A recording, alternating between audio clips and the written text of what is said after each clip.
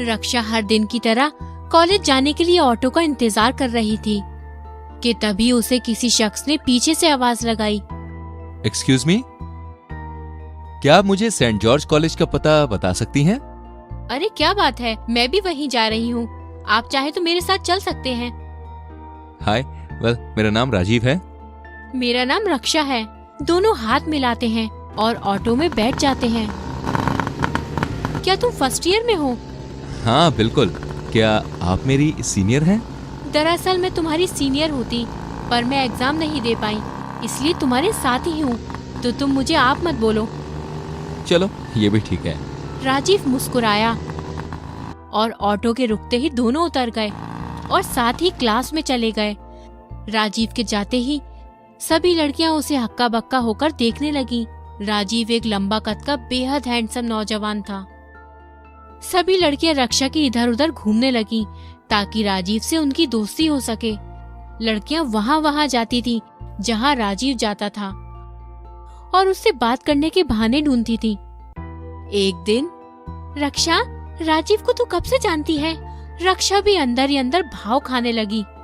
राजीव मेरे बचपन का दोस्त है। हम दोनों एक दूसरे को पसंद करते हैं, इसलिए राजीव से दूरी रहो, समझी ना? ये बोलकर रक्षा वहाँ से चली जाती है। रक्षा और राजीव की दोस्ती दिन पर दिन गहरी होने लगती है। जहाँ रक्षा के दिल में राजीव के लिए फीलिंग जागने लगी थी, वहीं राजीव के दिल में शीतल थी। शीतल कॉलेज की क्रश थी। वे बेहद खूबसूरत थी। राजीव भी उसकी सुंदरता पर मर मिटा था। एक दिन, राजीव यार एक बात बता, तू तो इतना हैंडसम है, सारी लड़कियां तुझ पे मरती हैं और रक्षा के साथ पूरे दिन घूमता है तू। उसे तुझसे कभी प्यार व्यार क्यों नहीं हुआ? देख, दरअसल मैं और रक्षा एक दूसरे से प्यार करते हैं और उस रिश्ते का नाम है दोस्ती। चल चल, अब ज्यादा फिलॉसफी मत समझा मुझे। देख, रिचा तेरी तरफ आ रही है, तुझसे बात करने के बहाने मुझे भी आज थोड़ा भाव मिल जाएगा उससे। असल में अभिनव रक्षा को बहुत पसंद करता था। रक्षा अभिनव को अपने आसपास भी नहीं पसंद करती थी। फरवरी का महीना आ चुका था और वैलेंटाइन डे नजदीक था। सभी जोड़े बेहद बेताब थे एक दूसरे को गिफ्ट देने के लिए। रक्षा ने भी राजीव को सबके सामने प्रपोज करने का फैसला कर लिया था। जब वो दिन आया, राजीव सबके सामने आया और उसने शीतल को अपने साथ डांस करने के लिए बुला लिया। शीतल बहुत खुश हो गई और वो राजी हो गई। वह भी डांस करने लगी।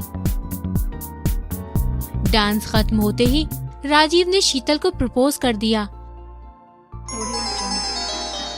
रक्षा का दिल टूट गया। गुस्से में वो अपने घर चली गई।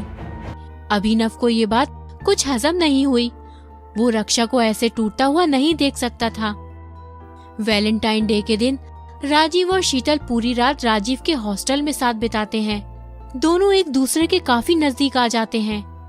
हफ्ते भर रक्षा कॉलेज नहीं गई। राजीव को उसकी बहुत फिक्र हुई तो उसने रक्षा को कॉल किया। रक्षा, तू कहाँ है? इतने दिनों से मैं तुझे हर रोज ढूंढा करता था। तू ठीक तो है ना? तुझे कब से फिक्र होने लगी मेरी राजीव? तू जाना शीतल के साथ खुश रह। ऐसे क्यों बोल रही है तू रक्षा? अरे तू मेरी सबसे पहली दोस्त है कॉलेज में, जिसने मेरा हमेशा साथ दिया। मैं घर आ रहा हूँ तेरे। राजीव फोन रखते ही रक्षा के घर के लिए निकल गया, क्योंकि राजीव रक्षा की दोस्ती को खोना नहीं चाहता था। रक्षा, दरवाजा खोलो। रक्षा, तुम चले जाओ राजीव, मुझे परेशान मत करो। तुझे मेरी कसम है, प्लीज दरवाजा खोलो। रक्षा ने दरवाजा खोला। रक्षा की आंखें लाल थीं। तू रोई है ना? क्या हो गया तुझे रक्षा? तू बता सकती है मुझे? रक्षा राजीव से लिपट जाती है। मैं तुझे बहुत प्यार करती हूँ राजीव। मैं तुझे वैलेंटाइन डे के दिन प्रपोज करने वाली थी, पर तूने उस शीतल को। रक्षा, मैंने हमेशा ही तुझे एक अपना अच्छा दोस्त समझा है और शीतल से मैं प्यार करता हूँ। प्लीज मेरे लिए मुश्किल मत बना ये सब। मैं तुम दोनों में से किसी को भी नहीं खोना चाहता हूँ। अच्छा ठीक है, बैठेगा भी नहीं क्या अब? रक्षा और राजीव एक साथ बैठ जाते हैं। रक्षा राजीव को कॉफी सर्व करती है। वो दोनों खामोश रहते हैं। रक्षा, मुझे चक्कर आ रहे हैं। रक्षा, मुझे कुछ धुंधला धुंधला सा दिख रहा है। चल आराम कर ले थोड़ा मेरे कमरे में चलकर। रक्षा राजीव को पकड़कर अपने कमरे में ले जाती है। असल में रक्षा का ये एक प्लान होता है। उसने कॉफी में नशे की दवा मिला दी होती है। रक्षा राजीव को बिस्तर पर धकेल देती है और खुद भी उसके बगल में लेट जाती है।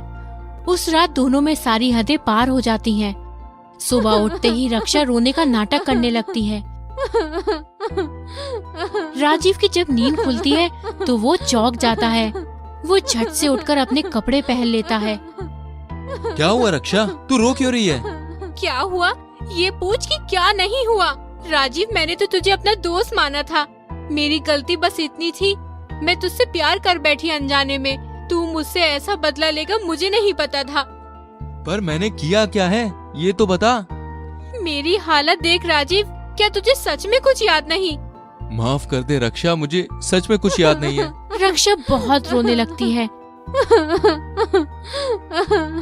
तो राजीव उससे लिपट जाता है और उसे शांत कराने लगता है कि तभी अचानक शीतल बिन बुलाए मेहमान की तरह वहाँ पहुँच जाती है। शीतल रक्षा और राजीव को देखकर बुरी तरह टूट जाती है। अच्छा, तो ये चल रहा है यहाँ। मतलब अभिनव ने जो कुछ भी मुझसे कहा वो सच है। तुम मुझे धोखा दे रहे थे राजीव। तुम गलत समझ रही हो शीतल, ऐसा कुछ नहीं है।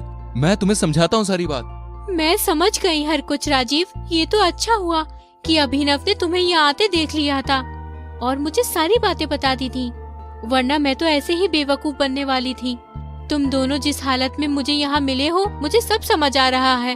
मैं तो यहाँ ये बताने आई थी कि मैं प्रेग्नेंट हूँ। क्या सच में? ये तो खुशी की बात है। वैसे भी कॉलेज खत्म ही होने वाला है। चलो शीतल, शादी कर लेते हैं। तभी मैं सोचूं आज तुम इतनी खूबसूरत कैसे लग रही हो। राजीव वहाँ के हालात को देखकर शीतल को शांत करने की कोशिश करता है। ये बोलकर राजीव शीतल के करीब जाता है। ये मजाक नहीं है, तूने तो मुझे और मेरी जिंदगी को मजाक में ले लिया यार। शीतल उसे खुद से दूर धकेल देती है और वहाँ से रोते हुए भाग जाती है। राजीव, कहाँ जा रहा है तू राजीव मुझे छोड़कर? अरे तूने तो मुझे बर्बाद कर दिया। तेरी वजह से मैंने आज शीतल को खो दिया। असल में तो तूने मुझे धोखा दिया है। किस हद तक गिर गई है तू मुझे पाने के लिए।